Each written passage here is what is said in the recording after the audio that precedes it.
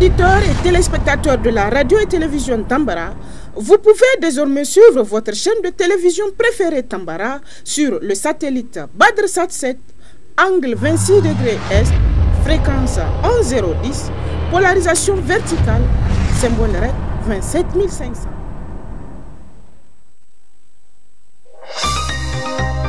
Suivez le journal avec STM Transport Voyageurs. Une nouvelle façon de voyager.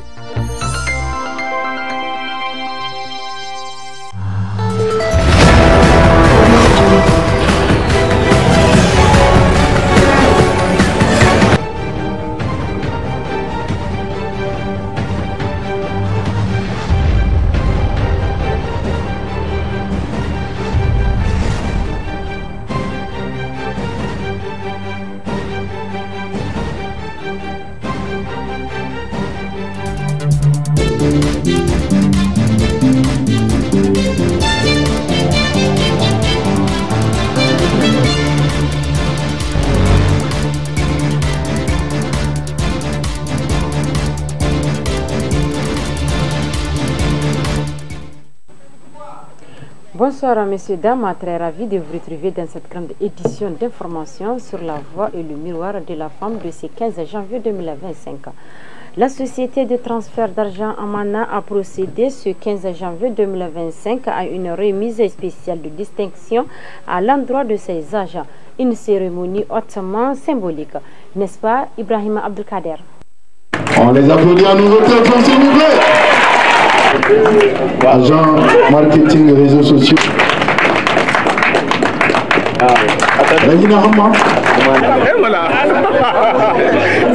Amana Transfert d'argent et finance SA s'est encore démarqué des autres. Après le challenge sagement réussi qui a consisté à récompenser ses clients, a décidé cette fois-ci de penser à ses propres agents, ceux-là qui ne ménagent aucun effort de nuit comme de jour, assis dans les différents guichets pour satisfaire au mieux leur clientèle. Nous avons identifié et encouragé les talents qui incarnent l'excellence et l'engagement au quotidien. Les résultats parlent d'eux-mêmes. Grâce à vos efforts collectifs, nous vous célébrons aujourd'hui. Chers coordonnateurs, vous avez été ambassadeurs exemplaires, des moteurs de performance et des modèles d'engagement. Je vous encourage à continuer à travailler avec passion et détermination. Recevoir ces distinctions aujourd'hui est non seulement une reconnaissance de vos efforts, mais également une invitation à continuer le meilleur de vous. Vous connaissez le slogan de Niamey. Les objectifs ne sont pas faits pour être atteints, mais pour être dépassés. Je tiens également à remercier l'essentiel des agents, à remercier l'ensemble des agents, l'ensemble des chefs d'agence, l'ensemble des développeurs pour votre implication qui a été la pierre angulaire de notre succès collectif. Vous avez tous contribué à faire avancer notre entreprise commune. En conclusion, je voudrais réitérer mes félicitations aux lauréats et encourager chacun d'entre vous à continuer à faire rayonner Amana Transfert d'argent. Ensemble, nous avons prouvé que l'excellence n'est pas un objectif, mais une habitude. Et c'est le directeur général qui a mis la lumière sur les objectifs visés à travers la présente cérémonie. Cette cérémonie est l'occasion de rendre un vibrant hommage à nos agents de guichet, chefs d'agence, coordinateurs et développeurs qui ont brillamment atteint leur objectif.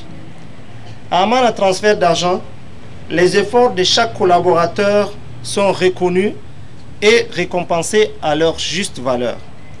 Aujourd'hui, nous honorons les meilleurs d'entre vous, ceux qui, par leur dévouement, leur rigueur et leur esprit d'équipe se sont démarqués. En plus des primes spéciales données chaque mois pour le collaborateur ayant atteint les meilleures performances, nous avons distribué depuis le mois d'octobre plus de 10 motos, octroyé des primes et attestations de reconnaissance aux plus méritants. Chers collaborateurs, aujourd'hui, nous allons encore octroyer 10 motos, des primes et attestation de reconnaissance. Cela démontre une fois de plus notre engagement d'améliorer vos conditions de vie et de travail. Ces distinctions ne sont pas simplement des trophées, elles sont le reflet de votre mérite et de notre reconnaissance. Je tiens également à saluer l'ensemble des équipes pour leurs engagements continus et je les exhorte à redoubler d'efforts pour faire de Amana Transfert d'Argent l'entreprise de référence dans les transferts d'argent et la bonne prise en charge des clients. Enfin, j'aimerais rappeler à tous les collaborateurs l'importance à continuer à viser l'excellence et communiquer sur nos nouvelles offres. Avec les récentes baisses des tarifs sur nos services, nous offrons à nos clients des solutions encore plus avantageuses. Les envois à moi-même sont seulement à 0,7%. Les compte à compte est totalement gratuit sur l'application Amanata. 50% de réduction des frais d'envoi sur les 10 premiers envois pour tout nouveau client qui fera ses transactions dans nos guichets ou via l'application Amanata.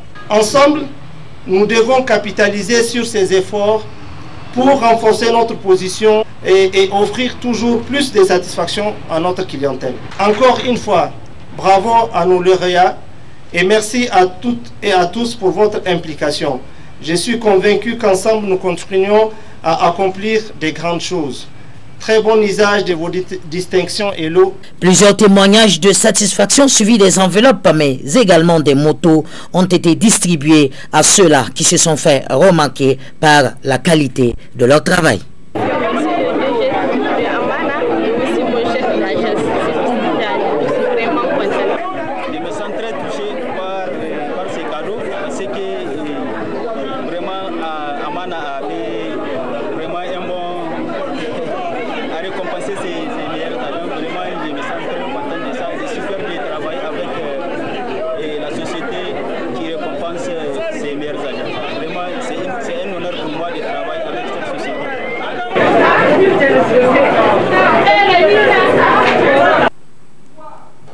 Suite à la pénurie du gaz domestique constatée ces derniers temps dans la ville de Niamey, la radio-télévision Tambara a réalisé un reportage sur ces derniers.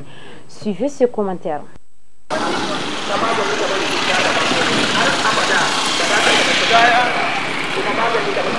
Pénurie gaz dans la ville de Niamey, une situation très préoccupante pour la préparation des nourritures. En effet, le plan d'urgence comprend un ensemble d'accords visant à réduire temporairement leur consommation à une quantité minimale afin d'éviter des dégâts irréversibles sur leurs infrastructures. Cependant, les ménages font partie des clients de même que les services de santé et de secours. Ce risque accru de pénurie prévoit l'utilisation des réserves opérationnelles de gaz. À noter que des observations fiables démontrent un risque accru de détérioration de l'approvisionnement en gaz pouvant conduire au déclenchement au niveau d'alerte. Les condiments frais à Niamey, à savoir la tomate, l'oignon, le chou, les poivrons et le piment vert, sont en baisse de prix sur les marchés de la ville de Niamey. Des précisions dans ce reportage.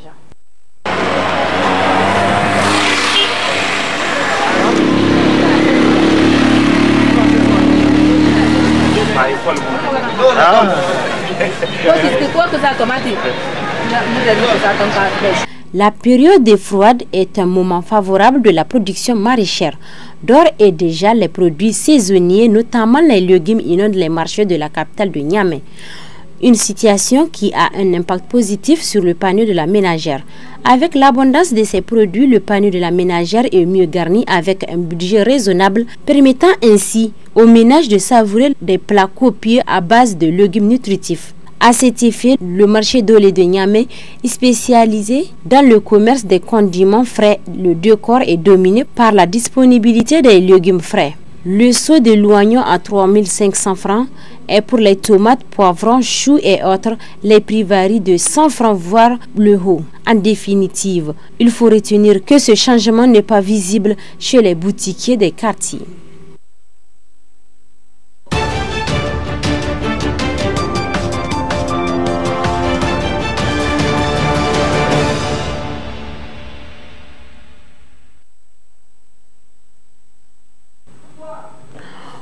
Dans cette édition hors de nos frontières, dans cet élément de TV5 Monde, une analyse des propos du président français a été faite, répondue à l'occasion de la présentation des vœux de nouvel an faite par le président du Faso, le capitaine Ibrahim Traoré.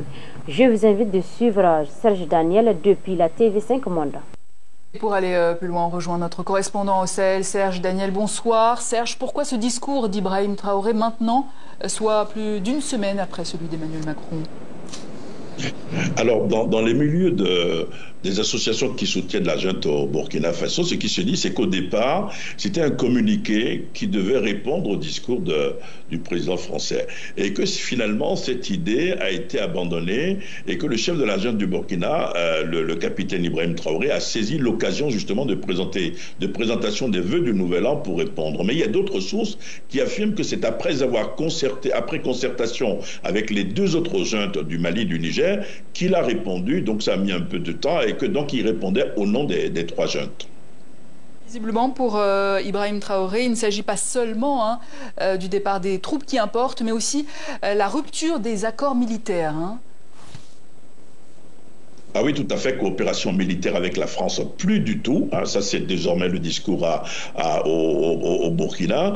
Et le capitaine Traoré précise que le rôle des conseillers militaires français en Afrique que leur rôle est de maintenir nos armées faibles pour que la France puisse continuer. Bon, il y a une rhétorique dedans, mais il y a quand même une posture. Dans le passé, le chef de la junte avait déjà critiqué la France, mais cette fois-ci, les propos ne sont pas du tout diplomatique.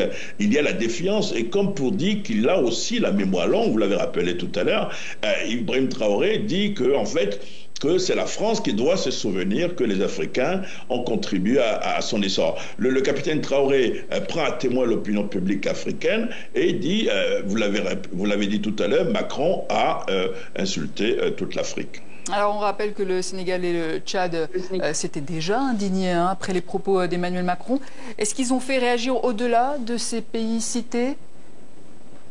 Oui, par exemple à Abidjan, où les militaires français sont également sur le départ, les autorités locales ont affirmé que les propos de Macron ne s'adressaient pas du tout à elles, par exemple. Et à Cotonou au Bénin, lorsque vous interrogez des citoyens, ces citoyens ne cachent pas que le discours de Macron était plutôt paternaliste, même si d'autres voix s'élèvent pour dire que malgré tout, écoutez, des Français sont morts en Afrique, quand même, les militaires français sont morts en Afrique, dans le cadre de la lutte contre le terrorisme.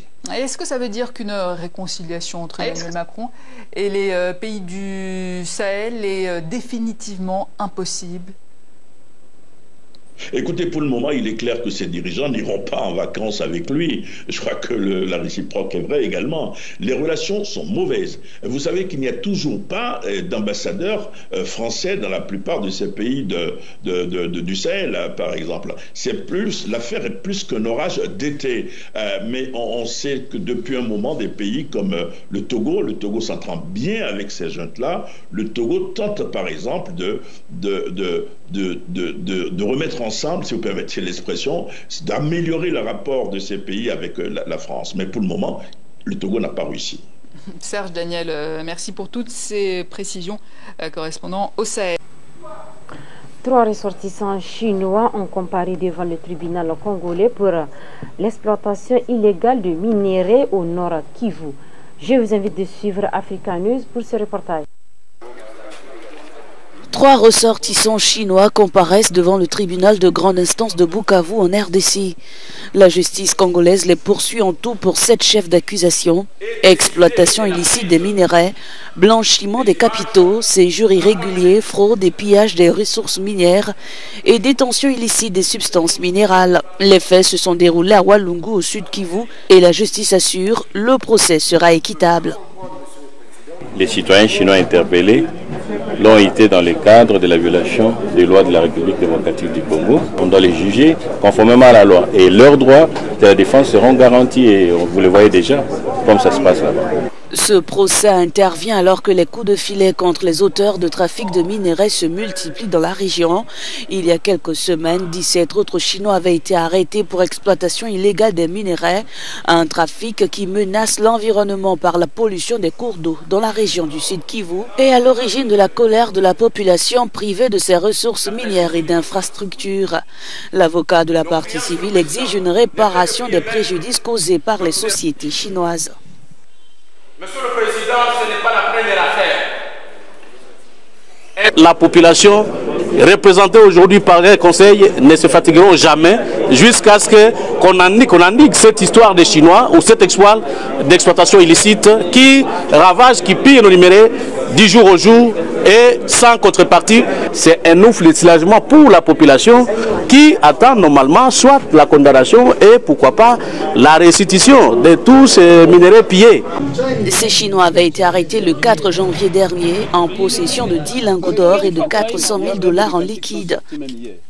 Nous avons pris une série de mesures pour essayer de faire en sorte que le trafic, du moins l'exploitation de l'or soit systématisée et légalisée et que les exploitants étrangers, c'est-à-dire les investisseurs étrangers, puissent être protégés, mais que la population aussi puisse se retrouver dans cette exploitation minière.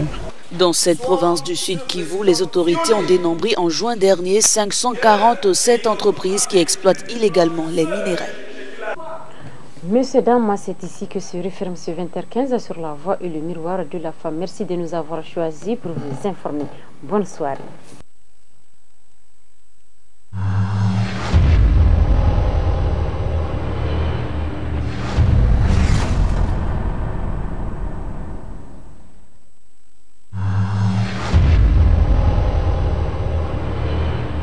Chers auditeurs et téléspectateurs de la radio et télévision Tambara, vous pouvez désormais suivre votre chaîne de télévision préférée Tambara sur le satellite BadrSat 7, angle 26 degrés Est, fréquence 11010, polarisation verticale, symbole REC 27500.